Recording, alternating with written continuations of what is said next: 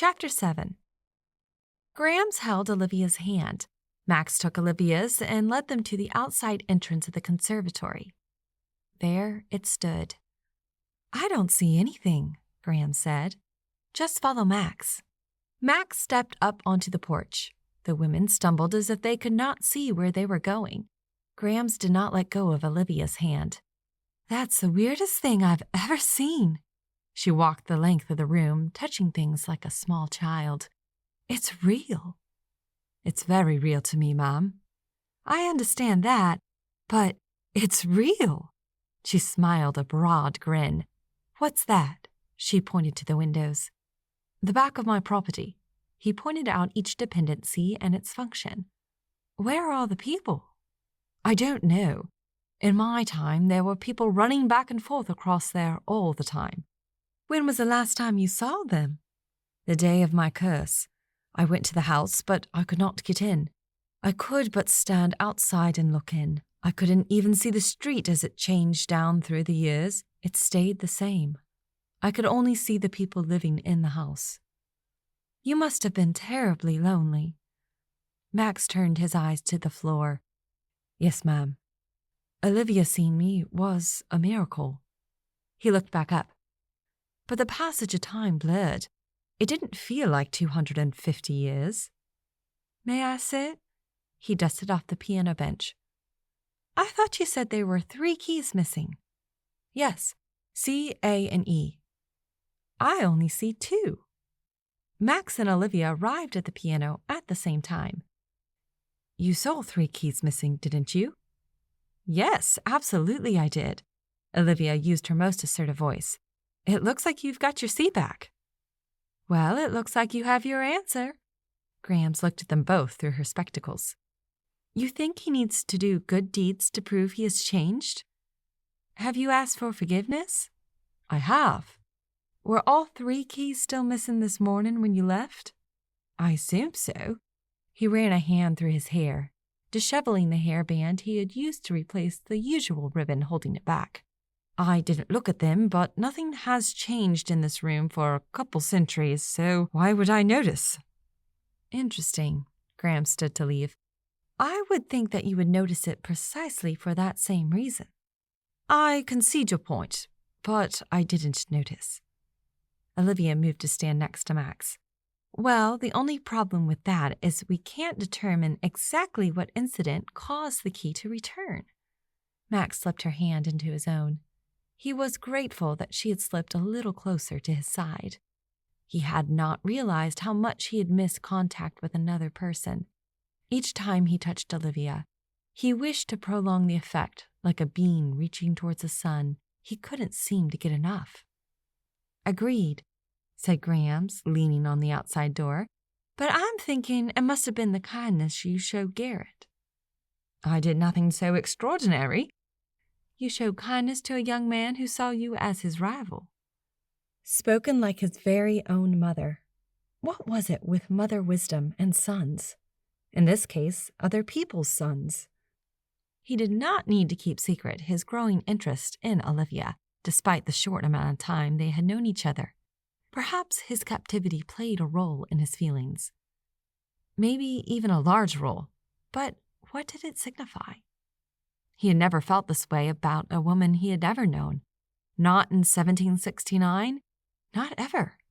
And he was certain it would never change. All that remained was to decide what to do about it. "I'm ready to go home." Dr. Rita's look left Olivia no choice. How well she reminded him of his own mother. Olivia slipped her hand from Max. A chill remained in its place. "Shall I come with ye?" "You're welcome to come."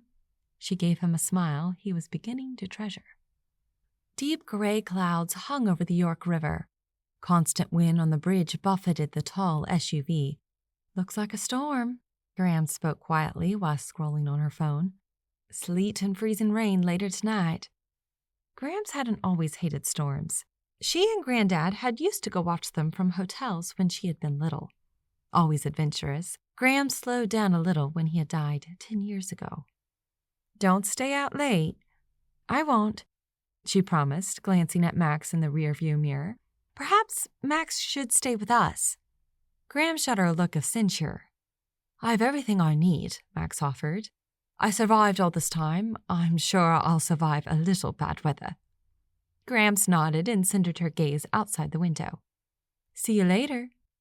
Grams levied the pronouncement to both of them by giving them equal eye time before releasing her seatbelt. Max slid out to help her alight. He took his seat in the front as Grams disappeared into the house. Olivia backed out into the street. Something had changed between them. Small talk failed to form on her tongue. Thin-lipped and quiet, Max kept his gaze outside the window. Has your grandmother taken a dislike to me? No, but she is concerned that I will become over-involved. Max said nothing, so she plowed forward. If all goes well, you will be heading back to your century, and I will stay here. I see. He reoriented himself to face her. What do you think? I think that I am a grown woman capable of making my own choices. There is wisdom in a multitude of counselors.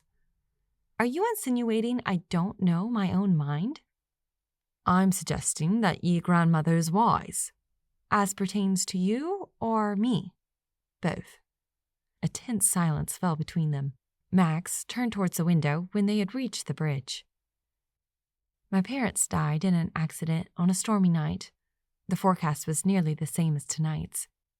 My father, always fearless in storms, insisted we'd be fine, and we would have been if a drunk driver hadn't hit a patch of ice. Graham's fears for me if I'm out in it. Are ye not afeard for yourself? Not really. I guess I inherited that from my father. When I think about that night, I see three things in play. The messy road, my father, and the drunk driver. The decisions made by three people. My mom could have stopped him, Max nodded. Lined up the circumstances in just the wrong way, and my parents died. But if the road was clear and the drunk driver still chose to drive, my parents could have still died. I beat the odds if I stay off the road when it's messy out, and I do that for Grams. But if it was a real emergency, I'd go out anyway. Max wrapped his hand over hers and squeezed briefly. Warmth spread up her arm and strummed the excitement she felt when he was near. So, we need to come up with some good deeds for you to do, so you can prove your sincerity. Good deeds? Just how am I supposed to conduct such things? Walk around seeing who needs help and assist them? He released her hand as she made the turn into Yorktown. It sounds absurd when you put it that way, but yes. When Garrett was a Boy Scout, he carried a penny around in one of his pockets. When he did a good deed, he moved the penny to the other pocket. Interesting. Would ye like to come in? I think I'd better go on home. I don't wish to worry Grams any more than necessary. He lifted his hand to her lips and placed a kiss. Her heart rolled a staccato beat. Until tomorrow? Yes, she paused. Of course, I have work during the day, and then there's the weather. Of course. Damp seeped in when he opened the door. He made a little bow. She longed to open her arms and pull him back in. Don't worry. I have everything I need, and now I have much to read. He wiggled his crooked brows up and down. Olivia laughed outright. Sleet dotted her windshield as she crossed the Coleman Bridge towards home. Ice sheeted across her driveway. Parking the SUV next to her car in the garage, she thanked God for Graham's wisdom. What she told Max was right. She would go out in an emergency, but she didn't relish driving on icy roads, even if it was an emergency. Monday morning dawned icy, with school and work delays. By Tuesday, the roads cleared and Olivia headed back to work and Yorktown. Day after day, she practiced her music by candlelight. Max listened appreciatively while he read through the books she had gotten from the library. When he had finished a small stack, she returned them and brought him others. When she finished playing, they talked and laughed. They asked questions and answered them as best as they could. The Christmas open town was in a week, and it was time she pulled out her favorite piece. Max reclined on the settee with a copy of Jane Grey's The Spirit of the Border. He had offered no criticism of her playing. Why she felt so nervous to bring out her favorite piece, she couldn't fathom. She glanced over her shoulder to make sure he wasn't watching as she placed the worn copy on the stand. A deep breath. He arrived at her shoulder before she reached the second line. What? She looked up into his looming face. Where did you get that? She fidgeted the papers. It was found when this area was excavated. No one knows who the composer is, but it's always been my favorite. I thought it would be a good linking piece while people mingle around before the performance starts. Do you like it? May I? Puzzled, she moved down the bench to make room for him. Of course. He arced his fingers over the keys and closed his eyes. The plaintive tone he drew from the keys moved her to stillness.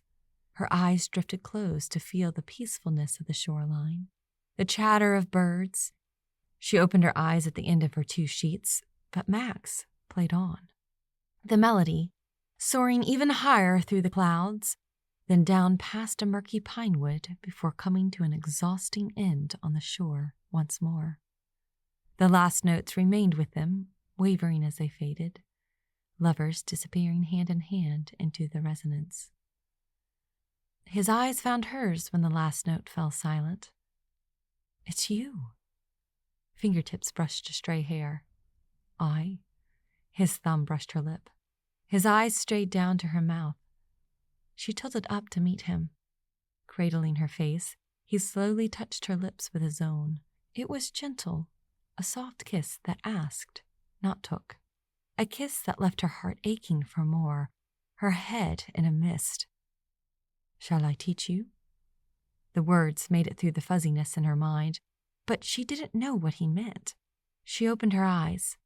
His tender gaze sent another misty fog through her senses. Would you like to learn the rest of the song? Yes. He left her there on the bench and returned with a sheaf of music. Here ye are. She pored greedily over the notes. I'll make a copy and return them to you tomorrow. 'Tis a gift. For me? He cradled her face once more. Just for thee, he said before catching her lips again. He pulled away and tucked her into his strong embrace. She could get very used to this. What would she do when he was gone? Was it hard to live back then? Back then, he chuckled. It was yesterday. I grant ye, we didn't have your cold storage box or electric lights, but people loved just as hard. We are not, or were not, so distracted by noise. This is the noisiest place I've ever been. How does one have time for contemplation?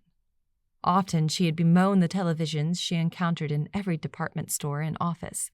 All types of music playing absolutely everywhere she went, whether she liked it or not. What would it be like to have none of those conveniences? Not to know where he was or if he had made it home for dinner. No email. To wait weeks for letters to arrive.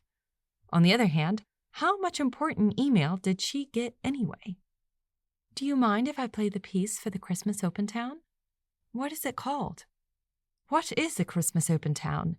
And it's never had a name.